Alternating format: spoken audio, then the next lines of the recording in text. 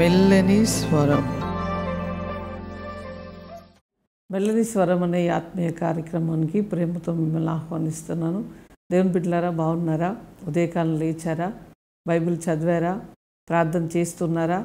మంచి బలం తెచ్చుకోండి. దేవుని సన్నిధిలోనికి వెళ్ళిన తర్వాత మీ జీవితం ఎట్లా ఉంటుందంటే, ఆయన పాదాల దగ్గర మీరు అట్లా కొన్ని క్షణాలు, కొన్ని గంటలు ప్రభు సన్నిధిలో గడుపుతూ ఉండగా నీ నిట్టూర్పు అంతా ఎగిరిపోతుంది. నువ్వు సంతోష హృదయము కలిగి ఫలభరితమైన జీవితాన్ని కలిగి ముందుకు వెళ్ళబోతున్నావు. కనుక ప్రతిరోజు దేవునితో నడుస్తూ ఉండండి. అన్నీ మర్చిపోండి, లోకంలో ఉన్నవన్నీ మర్చిపోండి. మన జీవితంలో జరుగుతున్న సమస్తమును కూడా మర్చిపోయి దేవుని ముఖం మాత్రమే చూస్తూ ఉండండి. దేవుని ముఖ దర్శనం చేసినప్పుడు ఆయనే మన జీవితంలో చేసే కార్యములు చాలా అద్భుతమైన కార్యములు, మహిమ కలిగిన కార్యములు చేయబోతున్నాడు.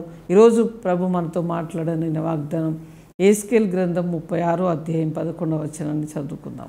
మీ మీద మనుషులను పశువులను విస్తరింపజేసేదను, అవి విస్తరించి అభివృద్ధి నొందును. పూర్వం ఉన్నట్లు మిమ్మును నివాస స్థలముగా చేసి మునుపటి కంటే అధికమైన మేళ్ళు మీకు కలగజేసేదను.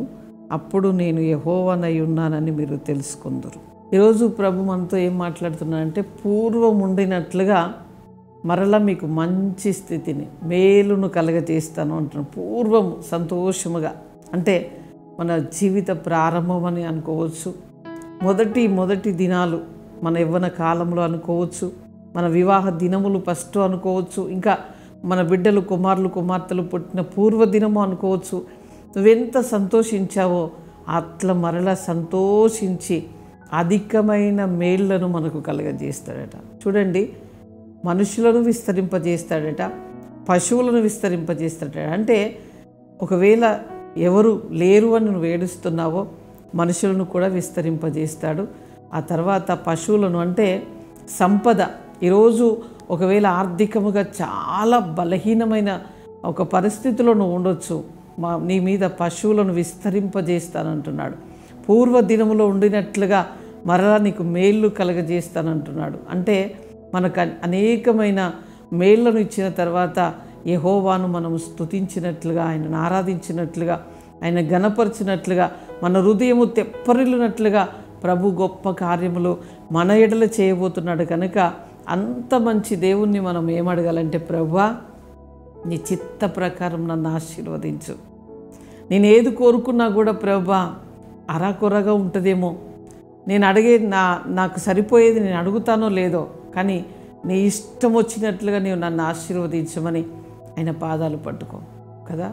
ఆ రూతు ఏం అడగలేదండి, నాకు ఆశీర్వాదం ఇవ్వు ప్రభువా, ఈ ఆశీర్వాదం ఇవ్వు, నా అత్తను బాగా చూసుకుంటాను, నేను ఈమెతో వస్తున్నాను అడగలేదు. కానీ నేను నమ్ముతున్నాను, నేను ఎక్కడ పాతి పెడితే నేను అక్కడ పాతి పెట్టబడతాను, నీ దేవుడే నా దేవుడు, నీ ప్రజలే నా ప్రజలు అన్నది. ఆ ఒప్పందమును బట్టి ప్రభు ఆమె జీవితంలో గొప్ప కార్యములు చేశాడు. నీ ఒప్పందమును బట్టి, నీ ప్రార్థనా జీవితాన్ని బట్టి, నీ సమర్పణను బట్టి ఈరోజు గొప్ప కార్యములు ప్రభు నీ జీవితంలో చేయబోతున్నాడు. దేవుని బిడ్డ ధైర్యముగా ఉండు, ప్రభుతో మాట్లాడు. ప్రార్థన చేసుకుందాం. పరిశుద్ధుడా, జీవము కలిగిన మా తండ్రి, నీకు స్తోత్రాలయ్యా. నువ్వు నమ్మదగిన దేవుడు, మంచి దేవుడవు ప్రభువా. అయ్యా నిన్ను స్తుతిస్తున్నాం. నీ వాగ్దానాల ప్రకారం నీ బిడ్డలను ఆశీర్వదించండి. ఈ వాగ్దానం ఎంతమంది రిసీవ్ చేసుకుంటున్నారో వారి జీవితంలో అద్భుతమైన మేలు జరగాలి ప్రభువా. ఇప్పటి వరకు ఏది జరగలేదో అది వారి జీవితంలో జరుగునుగాక.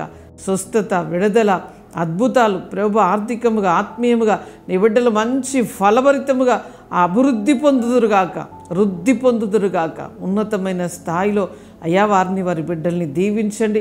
ఈరోజు పెళ్లి రోజు, పుట్టినరోజు జరుపుకున్న బిడ్డలకు శుభము, దీవెన, ఆశీర్వాదములు, మేలు పలుకుతున్నాం. నీ చేత అందరూ ఆశీర్వదించబడుదురుగాక అని మహిమ, ఘనత మీకు చెల్లిస్తూ యేసు నామములో అడుగుచున్నాం తండ్రి. Amen, amen. Praise the lord. God bless you.